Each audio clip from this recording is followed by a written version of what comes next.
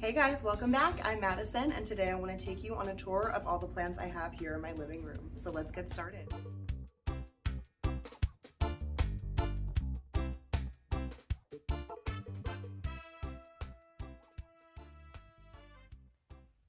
All right, we will start here near the entrance of my home with this large peace lily.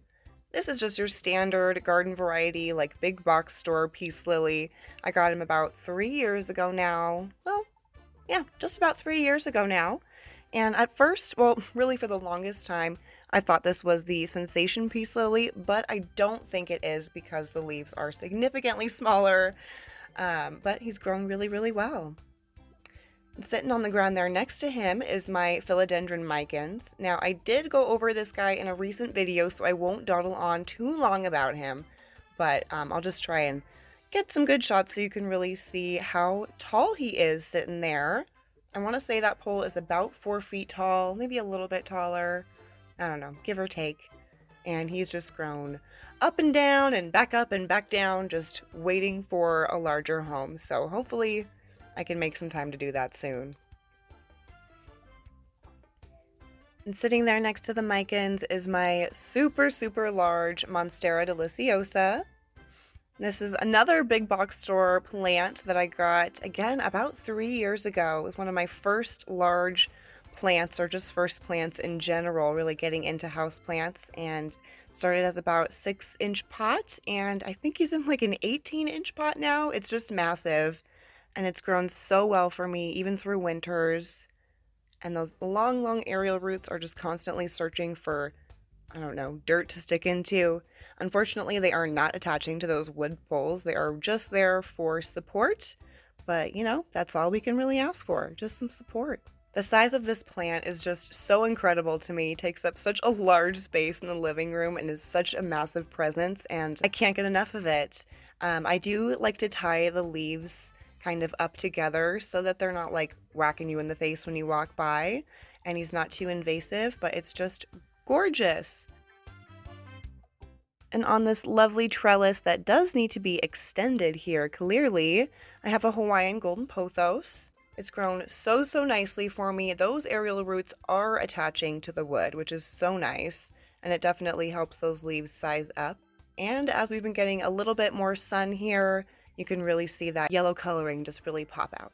Now, I'm not sure if the Hawaiian golden pothos is truly different genetically from your standard golden pothos, or if it's just a more mature form, because I do know that out in the world and in the wild, your standard size golden pothos will grow to be just absolutely massive and like human-sized with large, large fenestrations. So I have a feeling that it is just the same thing, and you can probably grow your regular golden pothos and just start staking it up a pole when it's young and really get some massive, massive leaves. All right, so we are going to go ahead and skip over my IKEA Millsbow cabinet. So we're here on the right side of my Millsbow cabinet and sitting on the floor, just soaking in some light from the cabinet lights itself and then some ambient light from that east-facing window is this Tanike rubber tree. I love those kind of paint splattery looking leaves, and he's growing beautifully. And as you can see, some of those vines tickling that rubber tree is that philodendron Brazil that, again, I did show in, I think, my last video, so I'll try not to go too long about it, but I just love this plant. He's sat right on top of the cabinet, soaking in that light from the lights on the inside of the cabinet, on top of the cabinet, and even some ambient light from that west window as well. So he's just kind of getting it from all over all day. Hung up on the wall there next to the Brazil, I have a Scindapsus pictus argyrius, I believe is how you say that guy. And he's just beautiful. He's grown quite long, but we are getting a little leggy there on some of those vines, as you can see. So we definitely need to do some chopping and some propping. So maybe we will do that together in a future video, but we'll see how long I put off cutting that. As we move back up on top of the cabinet there, sitting next to the Brazil, I have another Anthurium superbum. And if you saw, I did have another one of those upstairs in my bedroom that I showed on my very first video. So if you didn't see that, definitely go back and check that out so you can know what I'm talking about. But I love that guy. That's why I have 2 of them. And that'll bring us along over to this super nice trailing Hoya carnosa Crimson Queen. And you can tell that this is the Crimson Queen and not the Crimson Princess because that white variegation is along the outer margins of the leaf rather than the inner. This is a Hoya that has grown so easily for me. I haven't had any issues with it, whether it's growing inside the case or outside the case, although most of this growth, like these beautiful white leaves, has happened inside the case. So we'll see how that fares now that we're sitting outside because it did get a little too beefy to be sitting in there. Hanging on the left side of the cabinet there, we have another philodendron Brazil. I showed this one also in my last video. So again, we will just kind of scan down so you can appreciate how pretty.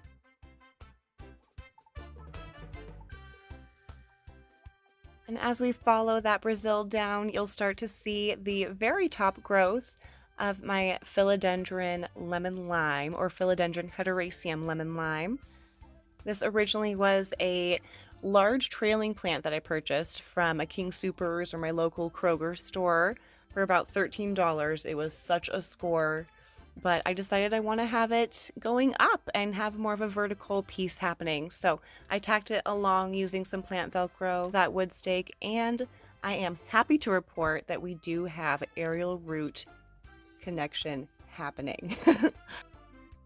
And hopefully you can see there that as the plant has actually started to attach those aerial roots to the pole as it grows up, that those leaves are starting to get a little bit larger and just, oh, it's so exciting. I can't wait till they're like the size of my face. We'll see how long that takes and if that happens, but I'll take you along there with me.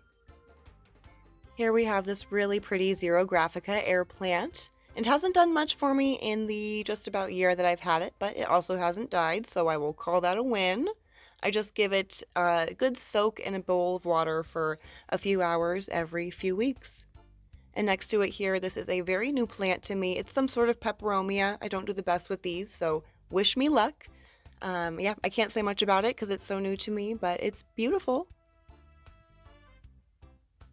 There next to it, another new plant to me. I've been a little bit naughty lately, but that is a Hoya, oh god, what is it?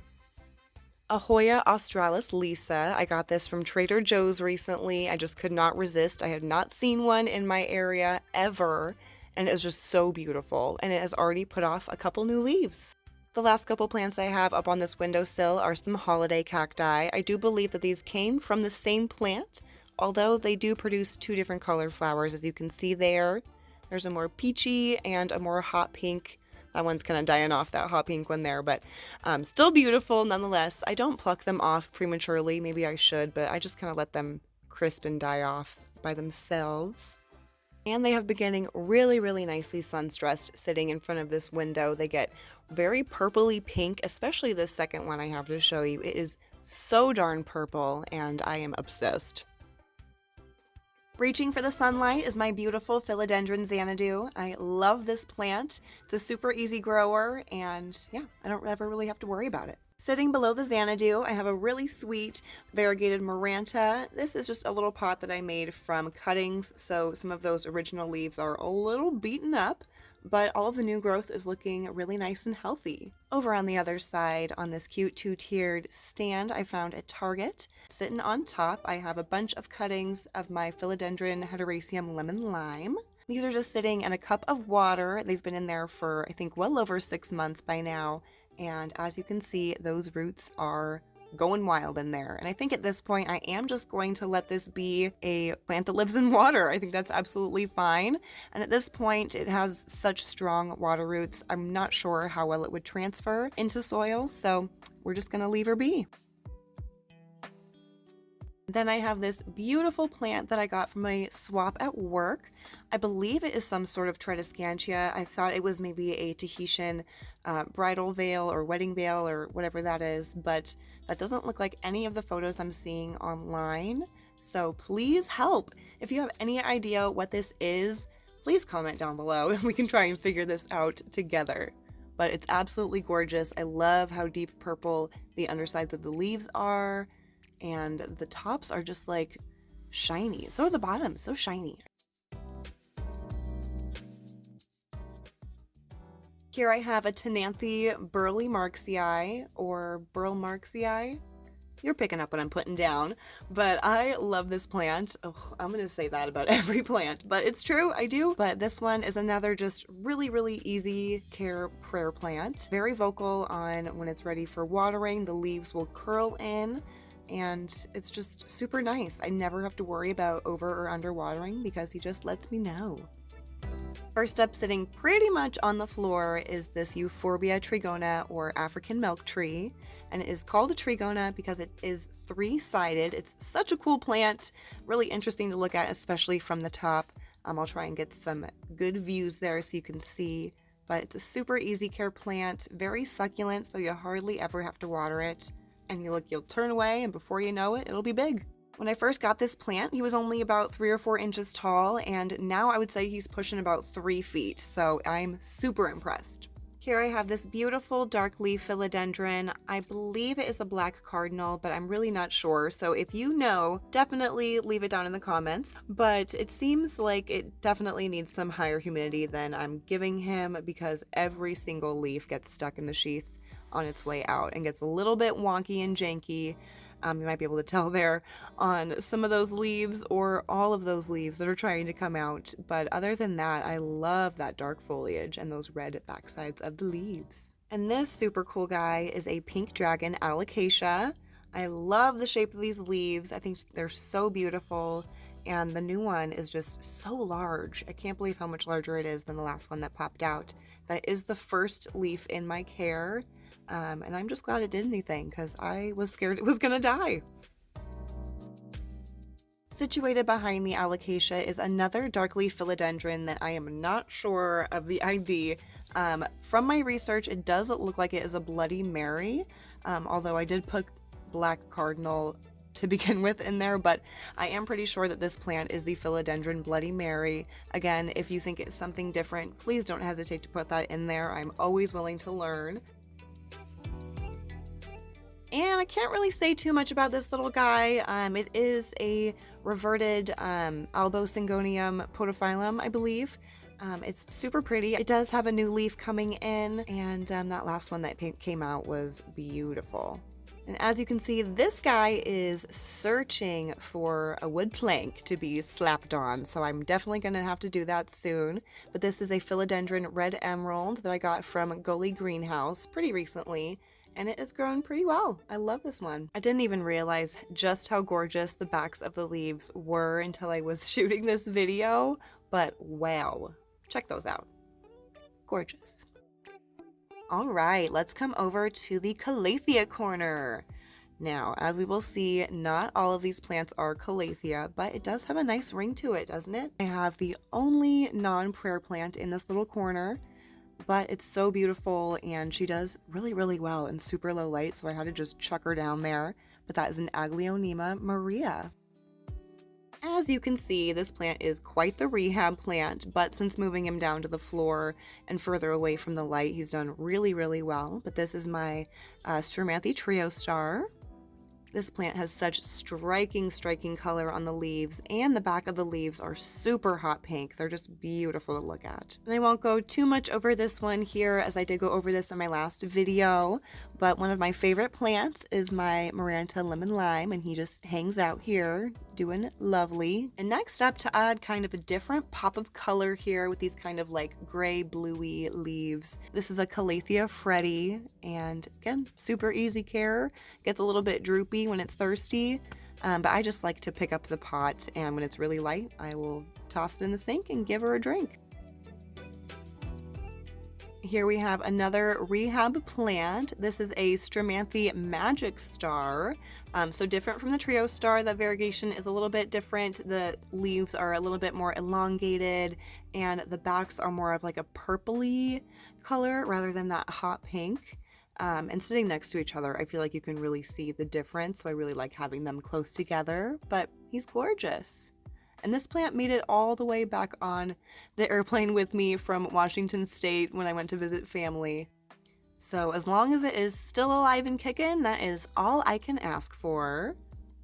And then a little bit elevated behind that there, just again to add some more visual interest. I didn't want all the plants sitting at the exact same height if I could help it.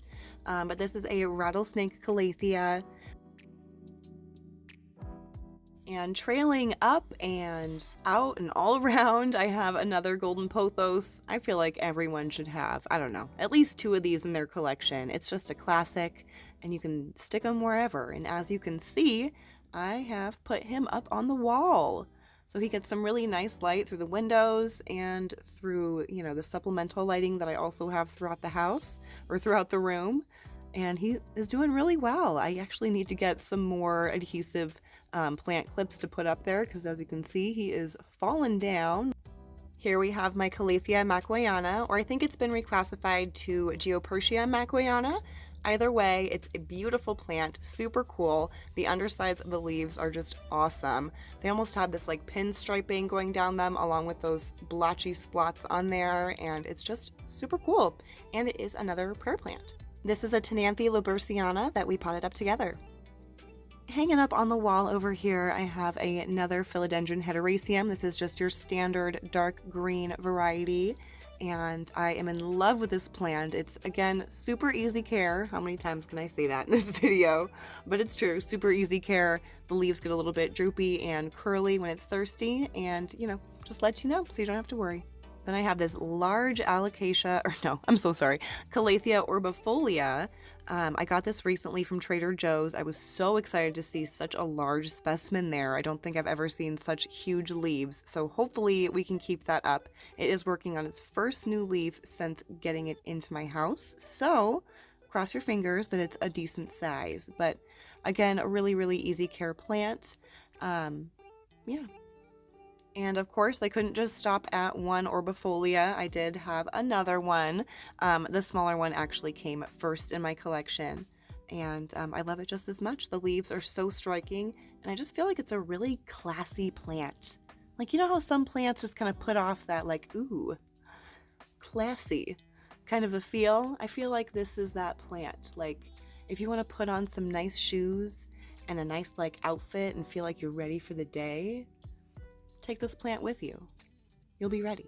Okay, and our very last plant, we made it. Oh my goodness. I didn't realize I had so many plants in my living room and we didn't even go into my IKEA cabinet. So I'm glad that we're saving that for another video. But this here is an Enjoy Pothos. I honestly was not really interested in this plant at all when I was seeing pictures of it online. I'm not really sure why. It just didn't really do anything for me. But I saw this guy in person and was just kind of blown away. It's so beautiful. It has such a different kind of texture to the leaves. I don't even know how to describe it. It's kind of like not corrugated, but like kind of lumpy and bumpy and just really beautiful. Oh my goodness, I cannot believe I almost left one out. And this is again one of my favorite plants because it is so darn easy. I feel like Nick Pileggi, oh my gosh, I'm so sorry, I'm mispronouncing your name. But as he says, if you water your Raven ZZ or your ZZ more frequently than you're paying your rent, it's probably too much. And I think he's right. I love this plant. He sits fairly far from a window. He hasn't done much growth for me, but I do feel like it tends to push out more growth in the springtime. So hopefully in the next few months here, we'll see some green growth popping out. All right, guys, I think that's going to do it for this one. Thank you so much for joining me on the walkthrough of the plants that I have in my living room, and I will see you on the next one.